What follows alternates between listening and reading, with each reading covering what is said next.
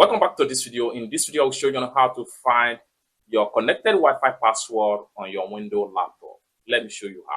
But before we dive into the tutorial, if you find this tutorial useful and you are very new to this channel, remember click on that subscribe, turn on the notification bell for more useful tutorial like this. So with that being said, let me show you how. Alright, so the very first thing you want to do on your Windows PC keyboard, press Windows plus Hub.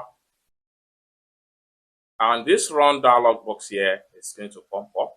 Next thing you need to do is to make sure you type in this particular command, ncpa.cpl. Hit on OK. And this is going to pop up right here. Next thing you need to do is to select on your Wi-Fi, then press Enter key on your keyboard. Then this is going to pop up right here. Next thing you need to do is to simply click on Wireless Property. Then it's take you right here. Next thing you need to do is to click on Security.